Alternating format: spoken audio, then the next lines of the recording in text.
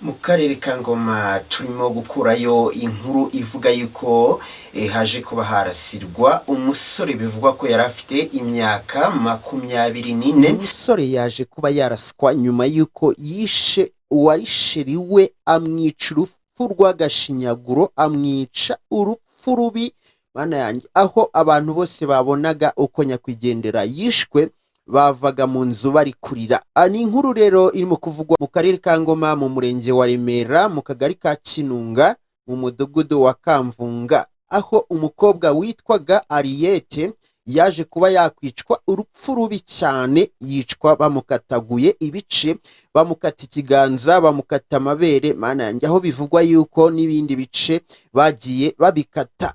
Ni inkuru rero yavuzwe nyuma yuko mama we ari we wabonye urupfu rw'uyu mukobwa, kuko mama we yararyamye hanyuma ngo yumva amatungo arimo kuvuga, arabyuka ajya kureba amatungo, ajya kureba icyo amatungo abaye. Ageze hanze abona aho uwo mukobwa Ariete yararaga muri geto ye hatameze nk'uko hakagombye kuba hameze, aba yarimo ajya kureba uko byagenze. Agezemo asanga umukobwa yishwe urupfu rw'urubozo, bamwishe nabi, ariko byose mama we akaba yarahise akeka umuhungu wahoze ari sheri we, nubwo bari bagikundana ariko ngo ntago bari bagikundana neza, bitewe nuko uwo mukobwa yari yariboneye undi muhungu bakundana w'umusirikare, ndetse aho uwo mukobwa yavugaga yuko azishakanira n'uwo musirikare nyuma yuko abonye ko uwo muhungu wundi ngo batari kuzabana ngo babanye neza, bitewe nuko ngo umukobwa yabonaga yuko uwo muhungu amushyira ku gitutu, amutegeka mu buryo bwose, amukoze ibyo ashaka, yareba ibyo arimo kumukoza batari bana akibaza uburyo ibintu yazamukora barangije kubana bikamuyobera. Umukobwa rero ahitamo kwanzura yuko nubwo bagiye gukundana bazakundana urukundo rusanzwe, batazakundana nk'abazabana. Gusa nubwo byari bimeze gutya, uyu muhungu n'uyu mukobwa urukundo rwabo rwakanyujijeho kugera naho uyu muhungu ngo ashingiye alimentation uyu mukobwa, ariko noneho biza gufeiringa nyuma yuko uyu muhungu yaje kuba yavugana n'umubyeyi wa Ariete. Hanyuma Ariete abwira uwo muhungu ati, ngo wa muhungu we, nubwo ukundana n'umukobwa wanjye urabizi ko ukuze, umukobwa wanjye akaba akiri mutoya cyane, mujye mukundana nibyo, ariko nuramuka umuteye inda kandi agifite imyaka iri hasi, atari yageza n'imyaka y'ubukure, nzagufungisha, uzirinde kuba wamutera inda. Uyu muhungu rero ngo yaje kuba yahita arakara cyane, ahita asaba yuko ngo bamusubize amafaranga yari yarahaye Ariete mu rwego rwo kugira ngo bakore alimentation. Ariete rero bamusanze mu nzu yapfuye, bamukataguye ibice, noneho umuhungu aza gufatwa. Yakwibaza ngo uyu muhungu yafashwa ate?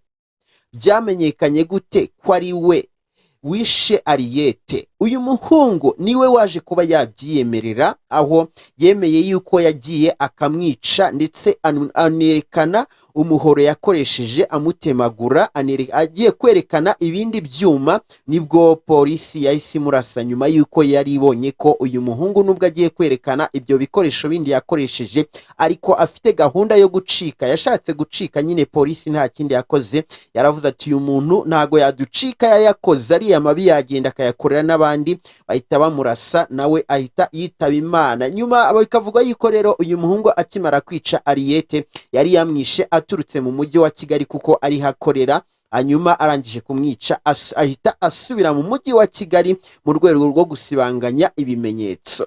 Ibintu bisigaye biba kuri isi ya rurema mana yanjye.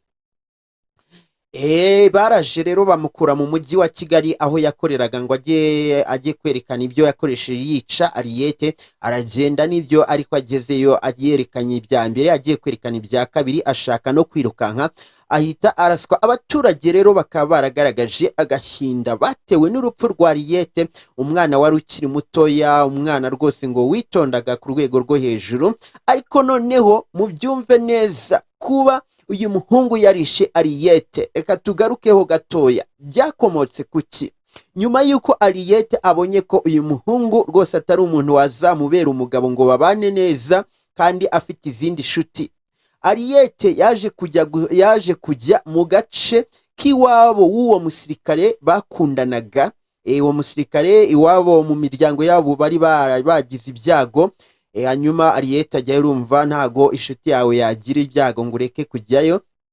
Uwo mukobwa Ariete agezeyo rero nubwo atarabizi, yagezeyo atungurwa no gusanga uwo musirikare arahita amugaragaza mu muryango, amwereka abagize famiye ati dore ubusheri wanje n'uyu nguyu rwose. Nubwo umukobwa atarabizi yari yagiye atabizi nk'uko byatangajwe na mama we. Icyo gihe rero uwo musirikare yaje kuba yapostinga Ariete nka sheri we, ndetse nk'umuntu yerekanye mu muryango, ndetse n'umuryango ukamwishimira. Icyo gihungu rero cyamwivuganye ngo cyaje kubona uwo musirikare yapostinze Ariete. Icyo gihungu gihita gihamagara Ariete ngo kiramubwira ngo ngo erega ngo baranagupostinga nawe ugapostinga, ngo buretse ndaza kukubwira. Nyuma yo kumubwira gutyo rero, nyuma y'iminsi mikeya nibwo Ariete yahise asangwa yishwe, asangwa aho yararaga yishwe.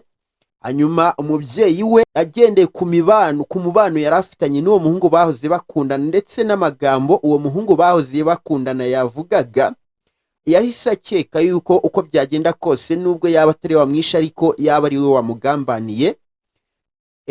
Inzego z'ubuyobozi rero na RIB bacyumva ibitekerezo bya mama we nuko mama we abitangaza, bahise bakora iperereza bajya kushaka uwo muhungu mu mujyi wa Kigali aho yakoreraga, baramujyana, yewe aniyemerera yuko ari we wamwishe, ajya kwerekana n'ibikoresho yamwicishije.